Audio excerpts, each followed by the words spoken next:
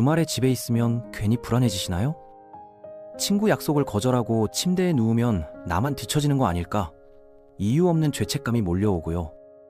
그런데 이거 의지 부족도 성격 문제도 아닙니다. 당신이 이상한 게 아니에요.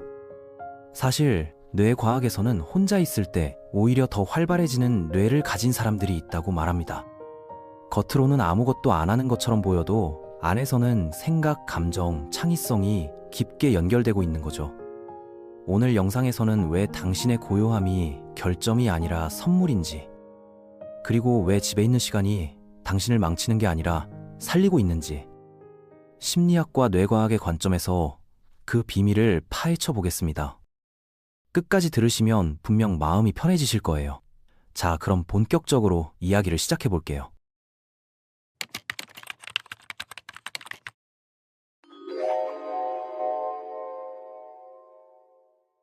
우리는 흔히 집에 있는 걸 좋아하는 사람을 소극적이라고 오해하는데요. 오히려 내면에서는 아주 활발하게 활동하고 있어요.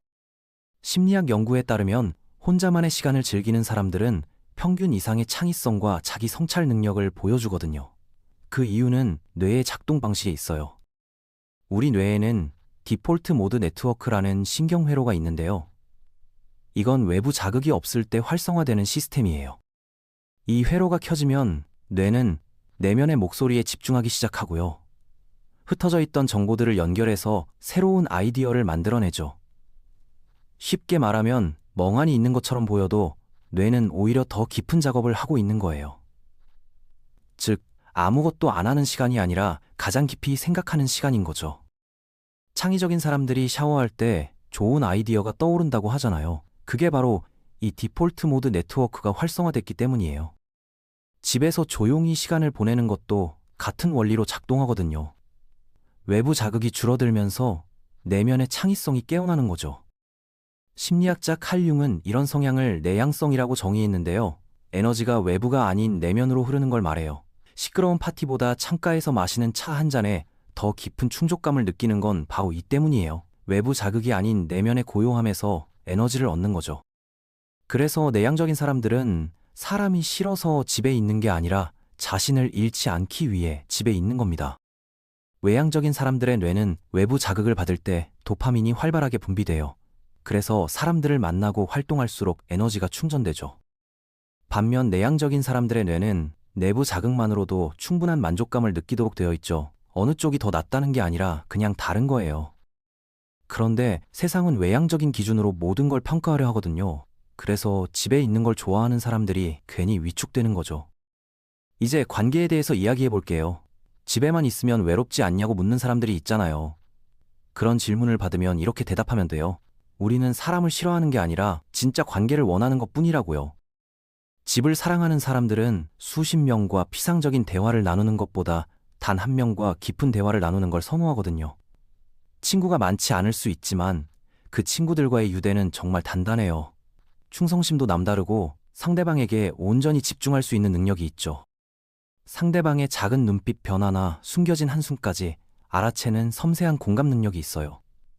이건 혼자만의 시간을 통해 길러진 힘이에요.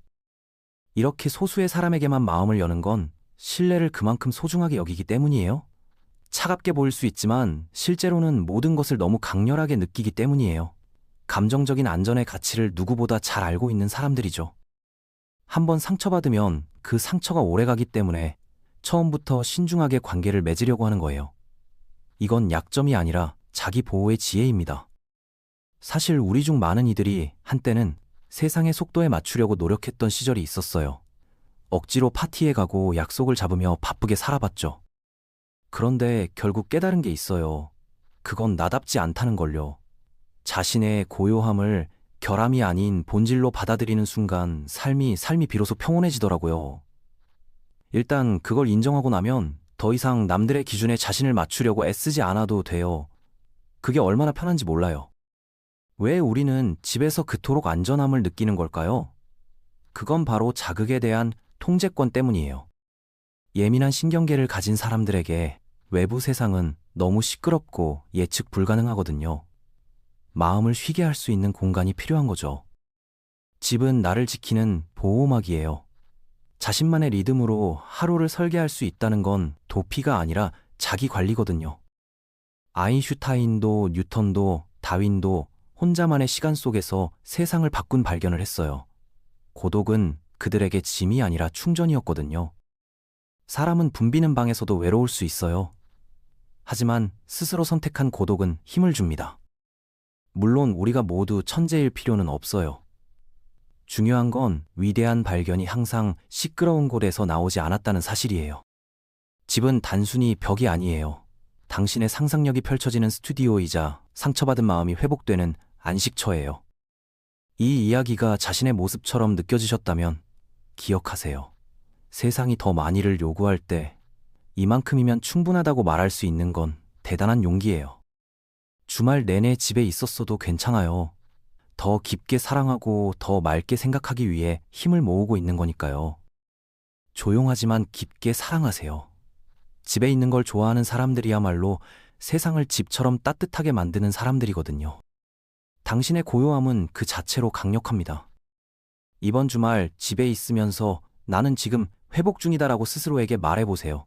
그 말 하나로 마음이 훨씬 가벼워질 거예요.